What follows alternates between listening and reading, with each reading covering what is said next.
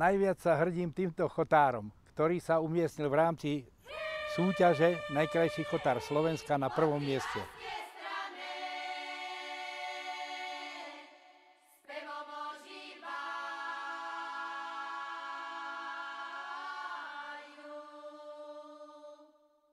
Som hrdý, pretože toto družstvo dosahuje také úspechy, ako dosahuje. V rámci Slovenska sme jedno zo špičkových družstiev, nevraviac v rámci nášho kraja a v rámci Liptova. Podľa mňa človek by mal robiť, čo ho baví. Čiže to človek berie ako koníček a je to vlastne jeho práca.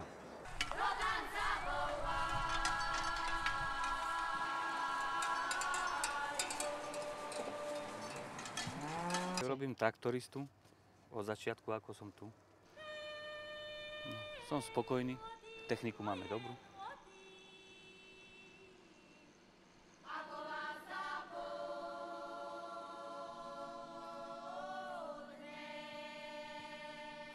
Odmala som vyrastal v zemi, pri pluhu, pri bránach, ešte s koníkami, s kravičkami, keď sa robilo. Mňa tá robota bavila, preto som aj nehal svoje pôvodné povolanie a išiel som do poľnohospodárstva pracovať.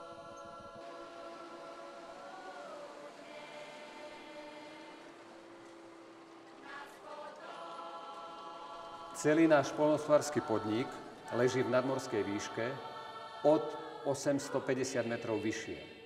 My hospodárime v sťažených podmienkach, pretože tá nadmorská výška je vzhľadom k okolitým podnikom o mnoho vyššia ako u nich. V roku 2008 sme si dali žiadosť o finančné prostriedky z programu rozvoja vidieka 2007-2013. V rámci tohto projektu sme dostali podporu na investičnú rekonštrukciu a na vybavenie strojov a strojnej techniky. Tretiu kozbu zatiaľ zberáme na siláž. Zasobujeme, silažujeme. Je to už trochu slabší porast, takže sa viacej musíme narobiť, dokoľko viacej operácií sa musí okolo toho spraviť, aby sme dosiahli ten výsledný efekt. Program rozvoja vidieka nám veľmi pomohol. Jednak, čo sa týka techniky, jednak, čo sa týka rekonštrukcií objektov pre chovanie našich hospodárskych zvierat. Zasobujeme družstvo, aby mali čo papať kravičky. Žijeme z mlieka, čiže musíme krmivo dať dobre. No ale inakšie je to práca ako každá iná na družstve. Po 32 rokoch v traktori tak nás už neprekvapí žiadna vec, ktorou by sme sa neboli stretli doposiaľ. Z týchto peňazí sme urobili rekonštrukciu 6 stavebných objektov. 3 maštale pre chov oviec, počet oviec v maštaliach od 220 kusov do 520 kusov. Potom sme urobili rekonštrukciu jedného hnojiska polného. Tá rekonštrukcia sa týkala najmä toho, že bol zavedený v hnojisku tzv. Monitorovací systém.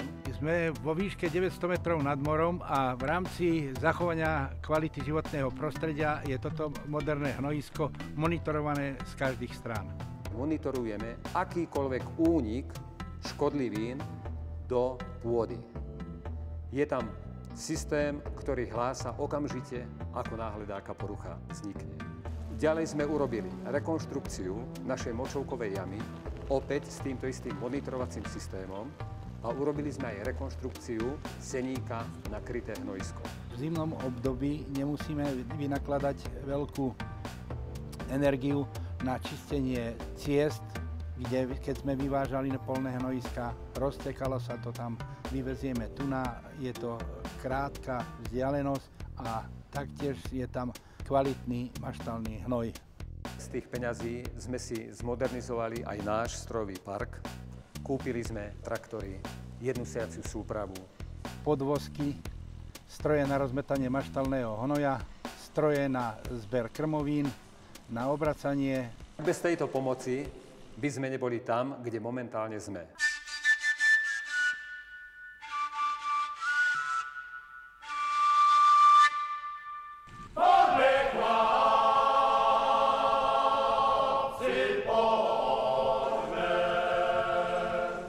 Začínal som na tých starých traktoroch, ktoré ešte boli bez kabína, ešte boli bez kúrenia, bez takto. No je to práca naozaj neporovnateľná oproti tým. Dobre sa nám robí, máme novú techniku, dá sa povedať. Dobrý chotár. Radi robíme.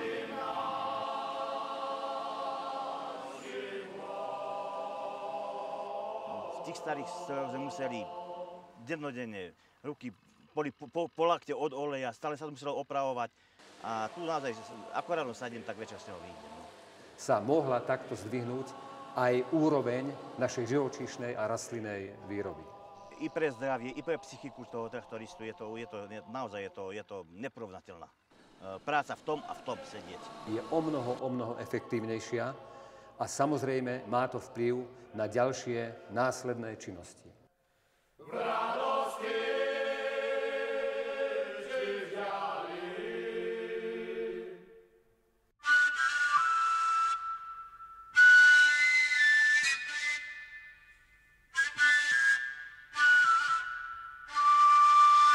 Naše družstvo hospodári zhruba na 2180 hektároch poľnohospodárskej pôdy.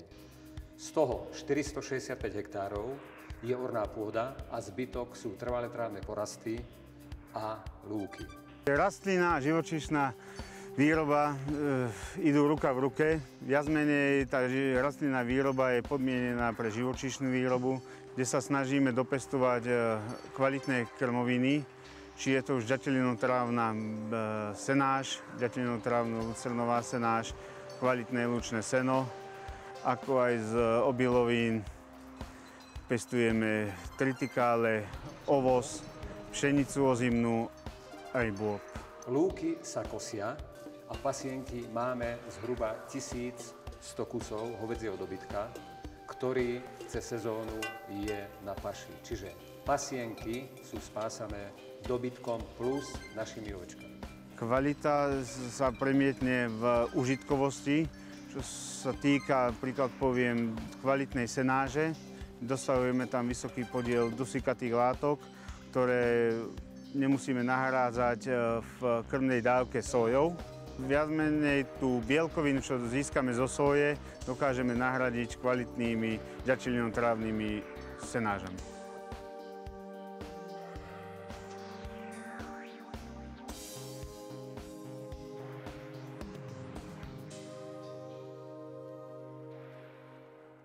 Náš poľnohospodársky podnik už 7. rok je v ekologickom poľnohospodárstve.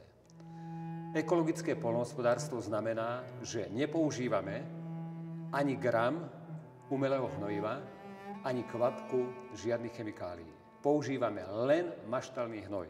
Vstupy do ekologického poľnohospodárstva sú výrazne vyššie ako v konvenčnom poľnohospodárstve.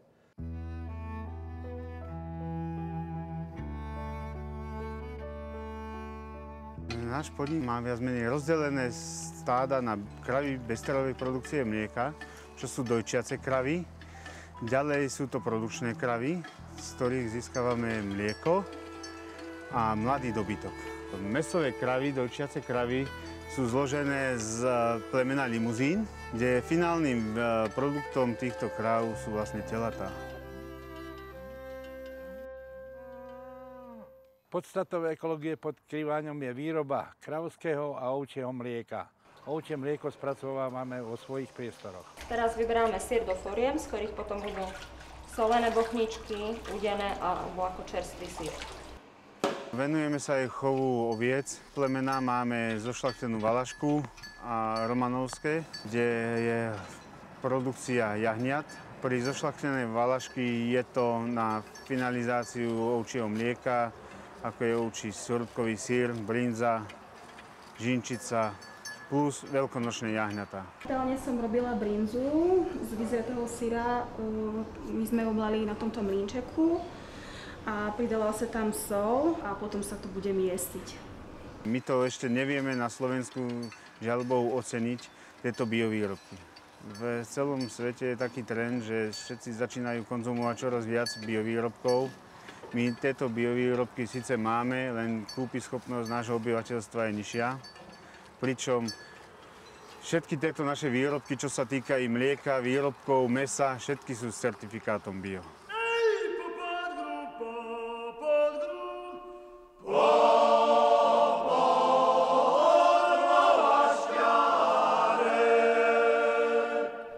automaticky, že naša konkurenciaschopnosť sa zvýšila, keď sme zmodernizovali všetky naše stroje a celú poľnohospodárskú výrobu. Taktiež sme konkurencieschopní sa porovnávať s ekologickými podnikmi nielen u nás doma, ale aj v Rakúsku alebo v Nemecku. My sme konkurencieschopní s hociktorým poľnohospodárskym podnikom, ktorý sa venuje ekologickej výrobe.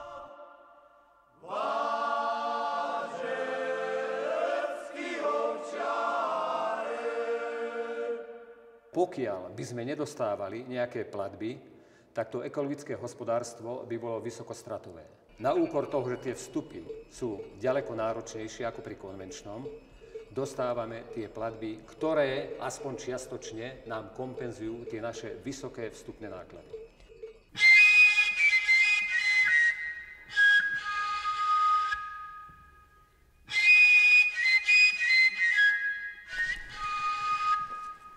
Tak u nás pracuje gro ľudí z obce. 100%, že sa podielame na znižovanie nezamestnanosti a nemálo ľudí zamestnávame na skrášľovanie nášho chotáru. Pretože bez ich práce ten chotár by nevyzeral tak, ako vyzerá. U nás v priemere je zamestnaných 74 ľudí. Dá sa povedať, že 80% je to domácich zamestnancov a tých 20% dochádzajú z okolitých obcí. Ja mám svoju prácu veľmi rád. Pracujem v poľnohospodárstve 47 rokov. Vyrástol som prakticky na hrude, tak aj ja si myslím, že z hrudy ma iba odnesú. Ja som bývala v meste, ale som sa znovu vrátila. Ja som spokojný. Mohlo by to byť aj trošku lepšie, no ale nedá sa nič robiť. Jak je, tak je. Narodil som sa v Važci, vyrastal som v Važci, pracujem v Važci a dúfam, že aj zobriem v Važci. No.